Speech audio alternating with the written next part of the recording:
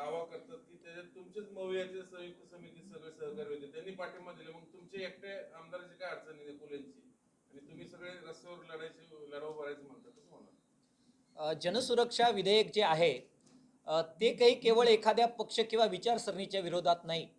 आपण ज्यावेळी ते विधेयक नीटपणाने पाहू त्यावेळी आपल्या लक्षात येईल की सगळ्याच जनतेच्या अभिव्यक्ती स्वातंत्र्यावर आणि लोकशाही अधिकारांवर हा घाला आहे. आज संबंध महाराष्ट्राची संपत्ती शक्तीपीठच्या माध्यमातून, वाढवण बंदराच्या माध्यमातून किंवा गडचिरोलीमध्ये जो प्रचंड नासधूस पर्यावरणाची करून तिथली खजन संपत्ती लुटण्याच्या माध्यमातून सुरू आहे, ती उद्योगपतींना लुटता यावी आणि त्याचबरोबर कॉर्पोरेट कंपन्यांच्या बरोबरच जो मनुवादी अजेंडा RSS BJPचा आहे तो महाराष्ट्रात लागू करता यावा, यासाठी लढणाऱ्या सर्वच शक्तींची गळचेपी करण्यासाठी हा जनसुरक्षा कायदा भारतीय जनता पक्षाने आणलेला आहे. मार्क्सवादी कम्युनिस्ट पक्षाचा त्याला विरोध होता. सभागृहामध्ये सुद्धा कॉम्रेड विनोद निकोले यांनी अत्यंत ताकदीने त्याला विरोध केला आणि आता रस्त्यावर सुद्धा लढाई करत त्याला विरोध करण्याची भूमिका मार्क्सवादी कम्युनिस्ट पक्षाने जाहीर केलेली आहे. 1,00,000 सह्यांचं निवेदन आज आम्ही महाराष्ट्रामध्ये त्या सह्या घेतोय आणि त्या गोळा करून दिलं जाईल. काल आमच्या आमदार विनोद निकोले आणि इतर डाव्या पक्षांच्या नेतृत्वाखाली आम्ही राज्यपालांची भेट घेतली आणि त्यांना सुद्धा त्यांनी याच्यावर सह्या करू नये अशा प्रकारचं आवाहन केलेलं आहे. हे खरं आहे की महाविकास आघाडीचे प्रमुख 3 जे पक्ष आहे त्यांनी ज्या प्रकारे ह्या विधेयक हे गांभीर्यानं घ्यायला पाहिजे होतं ते त्यांनी फारशा गांभीर्यानं घेतलं नाही, ही खंत दुर्दैवानं आम्हाला व्यक्त करावीशी वाटते आहे. उशिरा का होईना त्यांनी दुसऱ्या दिवशी याला विरोध केलाय, परंतु तो पुरेसा नाही. त्यांनी अजूनही जागं व्हावं यासाठी आम्ही त्यांना परत एकदा आवाहन करतोय. त्यांच्या भेटी आम्ही घेणार आहोत आणि या सगळ्याच लोकशाहीवर आघात करणाऱ्या विधेयकासाठी जी रस्त्यावर लढाई होते त्याच्यामध्ये त्या सर्व पक्षांनी सहभागी व्हावं अशा प्रकारचं आवाहन आम्ही त्यांना करतोय. मात्र ते जर आले नाही तर दुर्दैवानं जनता हीच अखेर विरोधी पक्षाची भूमिका बजावेल. मार्क्सवादी कम्युनिस्ट पक्ष आणि डावे पक्ष सर्व समविचारी लोकांना बरोबर घेतील. विशेषतः राज्यातील आंबेडकरी जनतेला आणि नेतृत्वाला आम्ही आवाहन करतोय की संविधानावर घाला घालणारा आणि लोकशाहीवर घाला घालणारा हा जो प्रचंड मोठा आघात या महाराष्ट्रामध्ये होतोय, त्यावेळी लाल बावट्याबरोबर, लाल झेंड्याबरोबर महाराष्ट्रात निळा झेंडा अत्यंत प्राणपणाने संविधानाच्या रक्षणासाठी लढेल, याबद्दल मला पूर्ण अपेक्षा आहे. त्यांनी समोर यावं. लाल झेंडा, निळा झेंडा आणि महाविकास आघाडीचे वेगवेगळे झेंडे जर ते जागा होणार असतील तर ते बरोबर घेऊन एक व्यापक लढा उभा राहील. महाराष्ट्राच्या जनतेनं या लढ्यामध्ये सहभागी व्हावं अशा प्रकारचं आवाहन आम्ही संबंध महाराष्ट्राच्या जनतेला करतो आहोत. शरद पवार जे मवियाचे शिल्पकार आहेत तेच त्यांचाच पक्ष काहीच भूमिका घेताना दिसत नाही आणि ते पुरोगामी नेते आहेत महाराष्ट्रातले. खरं तर त्यांनी आणि त्यांच्या पक्षानं ज्या हिरिरीनं या प्रश्नाच्या बद्दल लढा करायला हवा, भूमिका घ्यायला हवी, ती त्यांनी घेतलेली नाही हे खेदानं मला नमूद करावंसं वाटतंय. मात्र आम्ही आशा सोडलेली नाही. आम्ही वारंवार त्यांना भेटतोय. खरं तर हे विधेयक येण्याच्या पूर्वी पॉलिट ब्युरोचे आमचे सदस्य डॉक्टर अशोक ढवळे यांनी शरद पवार साहेबांची भेट घेतली. मी स्वतः आणि डॉक्टर अशोक ढवळे यांनी आम्ही दोघांनी मिळून सपकाळ यांची स्वतः जाऊन भेट घेतली आणि त्यांना याबाबत काय संकट आहे ते आम्ही आमच्या वतीनं सांगितलं. उद्या चळवळी संपल्या, लढणारे लोकच संपले तर त्याचा परिणाम एक प्रकारची हुकुमशाही महाराष्ट्रामध्ये दृढ होण्यासाठी होईल हे त्यांना आम्ही सांगितलेलं आहे. अगदी आज आपण पाहिलं तर प्रचंड मोठा भाषेच्या बाबत लढा झाला.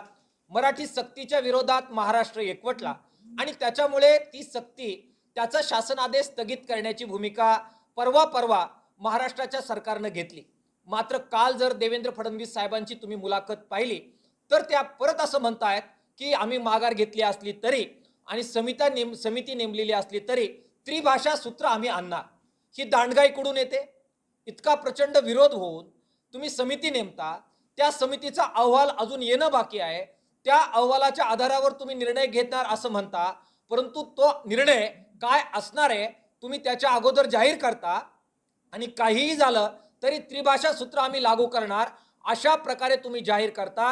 ही दडपशाही आहे, ही ठोकशाही आहे, हे हुकुमशाही आणण्याचं रुझान आहे. ह्या बाबतीमध्ये अजूनही जर शरद पवार साहेबांसारख्या मुरब्बी नेत्यांना, सपकाळ साहेब सारख्या मुरब्बी नेत्यांना उद्धव ठाकरे साहेब सारख्या अत्यंत लोकप्रिय असलेल्या लोकांना त्याचं गांभीर्य लक्षात येत नसेल तर हे महाराष्ट्राचं दुर्दैव ठरेल. हे हुकुमशाहीकडे वाटचाल आहे. तुमचा इतका प्रचंड मोठा मेळावा झालेला असताना सुद्धा जर देवेंद्र फडणवीस म्हणत असतील की तरीही त्रिभाषा सूत्र आम्ही लागू करणार, तर कोणत्या दिशेनं महाराष्ट्र निघालेला आहे आणि ह्या जनसुरक्षा विधेयकाच्या आणण्यामागे काय कारस्थान आहे हे जर आपण समजून घेणार नसो तर मोठी फसगत झाल्याशिवाय राहणार नाही. महाराष्ट्राची येणारी पिढी महाविकास आघाडीच्याच नव्हे सगळ्याच महाराष्ट्राच्या नेतृत्वांना भावी काळात माफ करणार नाही. या पत्रकार परिषदेच्या निमित्तानं आम्ही परत आवाहन करतोय, शरद पवार साहेब, उद्धव ठाकरे साहेब, सपकाळ साहेब, गांभीर्यानं घ्या.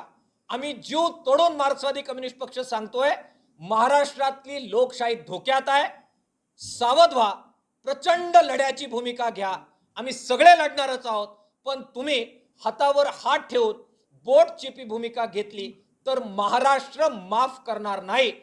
त्यांना ती संधी द्यायची नसेल तर या रणांगणात उतरा, जबरदस्त लढ्याची भूमिका घेत जन विरोधी हे जे काही धोरण आहे त्याचा प्रतिकार करण्यासाठी रणांगणात उतरा असं आव्हान मार्क्सवादी कम्युनिस्ट पक्षाच्या वतीनं या तीनही शिरस्त नेत्यांना आम्ही करतो आहोत.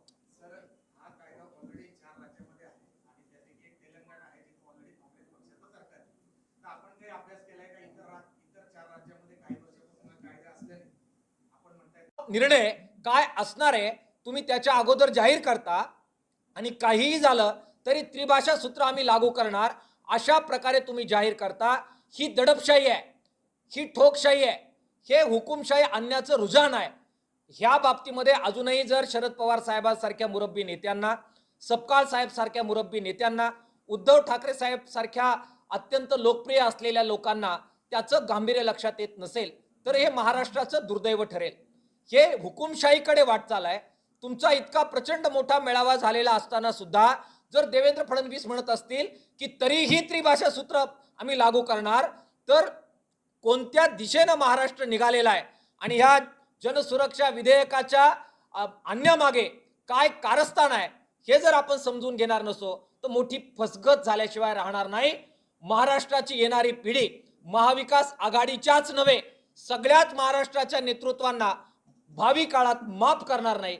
या पत्रकार परिषदेच्या निमित्तानं आम्ही परत आवाहन करतोय, शरद पवार साहेब, उद्धव ठाकरे साहेब, सपकाळ साहेब, गांभीर्यानं घ्या.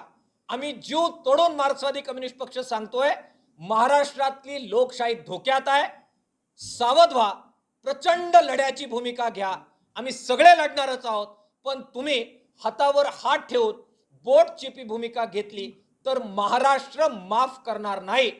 त्यांना ती संधी द्यायची नसेल तर या रणांगणात उतरा, जबरदस्त लढ्याची भूमिका घेत जन विरोधी हे जे काही धोरण आहे त्याचा प्रतिकार करण्यासाठी रणांगणात उतरा असं आव्हान मार्क्सवादी कम्युनिस्ट पक्षाच्या वतीनं या तीनही शिरस्त नेत्यांना आम्ही करतो आहोत.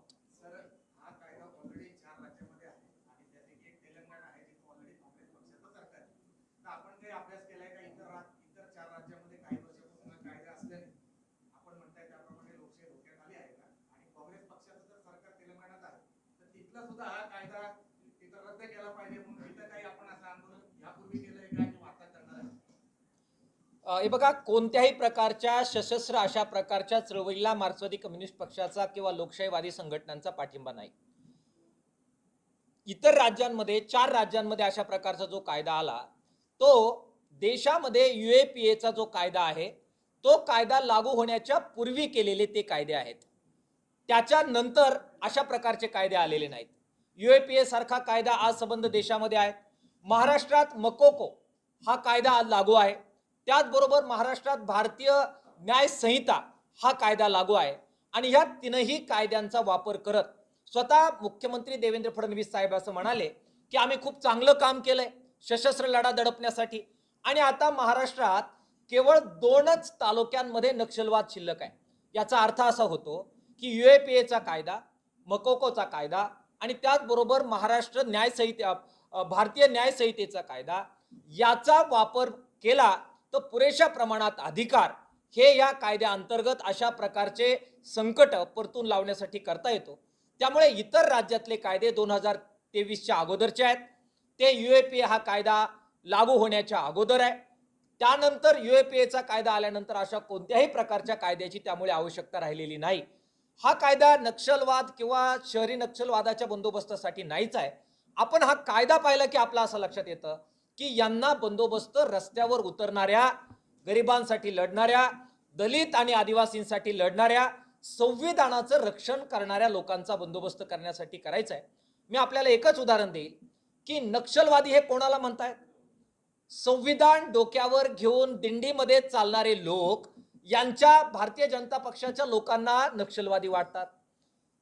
नाशिकवरून मुंबईपर्यंत पायी चालत शेतकऱ्यांच्या, आदिवासींच्या मागण्या मांडणारे लोक यांना नक्षलवादी वाटतात. त्यामुळे यांच्या दृष्टिकोनातून सरकारच्या विरोधात लढणारे हे सर्वजण त्यांना नक्षलवादी वाटतायत. त्यामुळे नक्षलवादाचा बंदोबस्त करण्यासाठी नव्हे, संविधानाचं रक्षण करणाऱ्यासाठी आणि लोकशाहीचं रक्षण करणाऱ्यासाठी जे जे लढतात त्या सगळ्यांच्या बंदोबस्तासाठी हा कायदा आहे. त्यामुळे त्यांचा युक्तिवाद हा काही फारसा बरोबर नाहीये. आता याच्यामध्ये ते फडणवीस स्वतः म्हटले की आम्ही अर्बन नक्षलींसाठी हा कायदा आणतोय. मग उजव्या विचारसरणी जे अर्बन मनुवादी आहेत त्यांचं काय? अगदी बरोबर प्रश्न आहे. अर्बन नक्षल हा शब्द जो आहे, केंद्रीय समितीने, केंद्रीय सरकारने लिहून दिलं की असं काही प्रकरण देशामध्ये अस्तित्वात नाही आहे. फक्त डावे विचारसरणीचेच लोक हिंसाचार करतात म्हणून त्यांच्यासाठी कायदा. मग उजव्या हिंसाचाराबद्दल काय? अहो, संसदेत सभागृहात पोहोचले, काल मारामाऱ्याच केल्या आणि तुटून पडले एकमेकावर. तो हिंसाचार यांना दिसत नाहीये. कलबुर्गी, पानसरे आणि नरेंद्र दाभोळकर यांच्या हत्या झाल्या ना. या पुण्यामध्ये जिथं आज प्रेस कॉन्फरन्स घेतोय, मॉर्निंग वॉकला निघालेला अत्यंत साध्या विचाराचा, शांतपणाने काम करणारा कार्यकर्ता, त्याला गोळ्या घातल्या नरेंद्र दाभोळकरांना. हा जो काही हिंसाचार आहे, उजव्या संघटनांचा जो हिंसाचार आहे, भारतीय जनता पक्ष आणि RSS आणि बजरंग दल यांच्या माध्यमातून दररोज दंगली आहेत महाराष्ट्रामध्ये. दररोज वेगवेगळ्या कबरी खोदायला निघालेले आहेत, गाडलेले मडे उकरून काढायला निघालेले आहेत, भोंग्यांवरून आंदोलन होत आहेत. वेगवेगळे मुद्दे काढून हा महाराष्ट्र अशांत करण्याचं, हिंसाचार करण्याचं पाप जे उजव्या विचारसरणीचे लोक करतायत, त्यांच्यासाठी कायदा आणण्याची गरज त्या देवेंद्र फडणवीस आणि RSSला का वाटत नाहीये? त्यामुळे टार्गेट करायचं, बदनाम करायचं, लोकांसाठी लढणारे जे आहेत ते नेस्तनाबूत करायचे आणि कॉर्पोरेट कंपन्यांना महाराष्ट्राची लूट करता यावी आणि मनुवादी अजेंडा राबवत दलित, आदिवासी हे जे नेहमी दाबलेले जे घटक आहेत त्यांना शोषणाची दारं, त्यांच्या शोषणाची दारं खुली करायची, हा अजेंडा आहे. उजव्या विचारसरणीचा बंदोबस्त करण्यासाठी कायदा आणा, बघा लोक स्वागत करतील, ते यांना करायचं नाहीये. अहो, गायकवाडांवर हल्ला केला ना आणि त्यांच्या याला काळं फासण्याचे प्रयत्न परवा झाले ना. त्यामुळे कोण हिंसाचाराचं समर्थन करतंय, त्यांचा बंदोबस्त करण्याची छाती देवेंद्र फडणवीस साहेब तुमच्यामध्ये असेल तर त्यांचा बंदोबस्त करण्याचं काम आपण करा. हे आव्हान सुद्धा आजच्या पत्रकार परिषदेच्या माध्यमातून आम्हाला करायचं. Thank you very much. खूप खूप धन्यवाद.